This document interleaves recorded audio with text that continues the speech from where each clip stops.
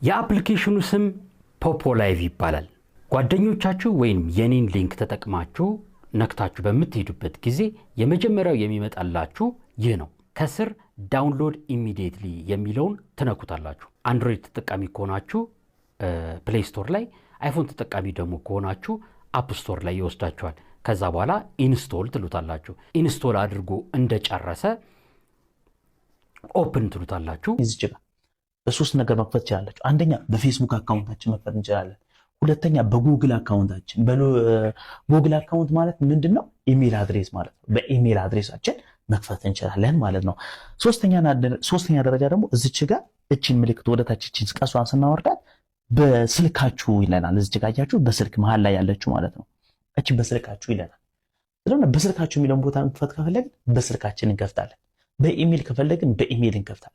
እኔ ግን ለዛሬ መመክራችሁ በኢሜል ነው ማሳያችሁ። በስልክም በኢሜልም ተመሳሳይ ነው።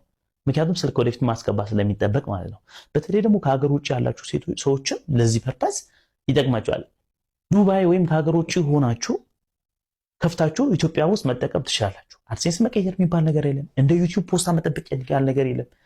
ዛሬ የሰራችሁ ዛሬ ማውጣት ትችላላችሁ። የምታወጡት በኢትዮጵያ ንግድ ባንክ ነው። የምታወጡት በቴሌብር ነው። የምታወጡት በባይናንስ ነው። ባይናንስ አካውንት ነው። የሆነ ፕሮሰስ ሊወስዳችሁ ይችላል። ስለሆነ በእነዚህ ነገሮች ሁሉ መጠቀም እንችላለን ማለት ነው። ስለሆነ አሁን ወደ አከፋፈቱ ስንገባ ለዛሬ በምን ልክፈት? በሎጊን አክሴፕት ልዋለሁ። በጉግል አካውንት ልከፍት ነው፣ በኢሜል ልከፍት ነው ማለት ነው። በኢሜል ስከፍት አሁን እዚህ ጋር እኔ ጋር ብዙ ኢሜል አድሬሶች አሉኝ።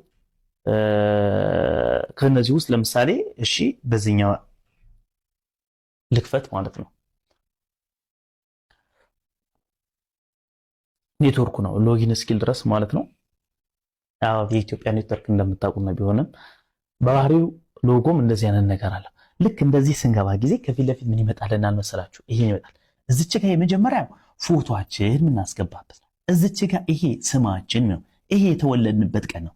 እዚህ ጋር ደግሞ ጾታችን ነው። እዚህ ጋር ደግሞ ሰብሚት ምንልበት ነው።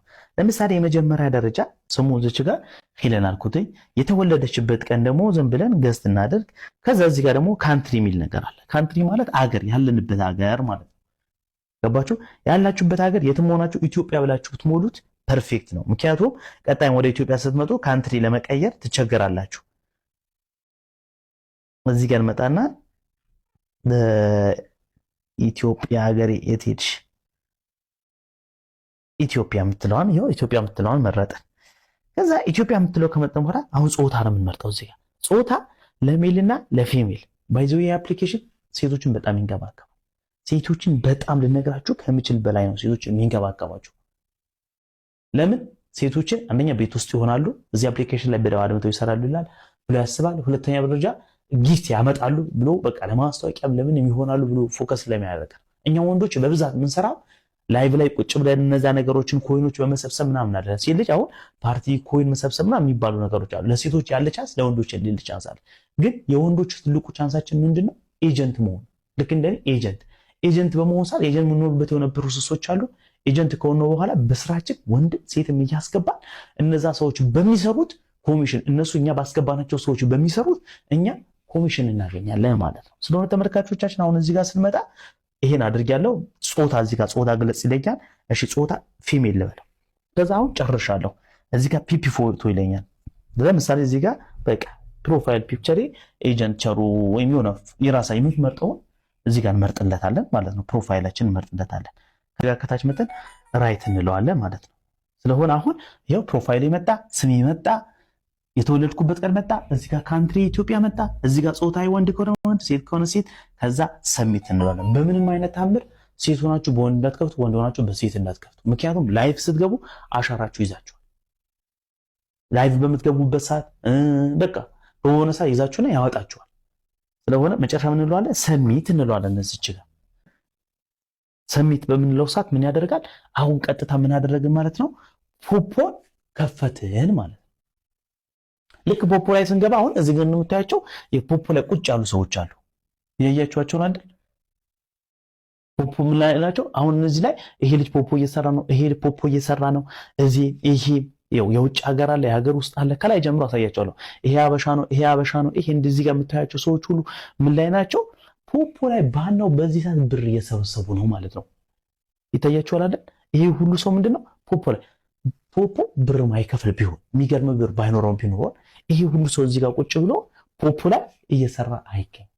አሁን እነዚህ የምታዩቸው አብዛኛዎቹ ኢትዮጵያውያን ናቸው። ምክንያቱም እኔ የከፈትኩት በኢትዮጵያ ስለሆንኩ ኢትዮጵያ ብዬ ስከፍት የሚያመጣ የምን ካንትሪ ነው? የኢትዮጵያ ነው። ይታያችኋል ይህ ሁሉ ሰው ስለሆነ እነዚህ ሰዎች ምን ያደረጉ ያሉ ሰዎች ናቸው? ፖፖ ላይ ቁጭ ብለው ተመልካቹ እዚህ ጋር ላይቭ ያለውም ሰው ምን እየሰሩ ነው? ብር እየሰሩ ነው፣ ዶላር እየሰሩ ነው ማለት ነው። ስለሆነ ተመልካቾቻችን የፖፖ አከፋፈት በዚህ ልክ ይመስላል። ወደ ፕሮፋይላችን እንሄዳለን።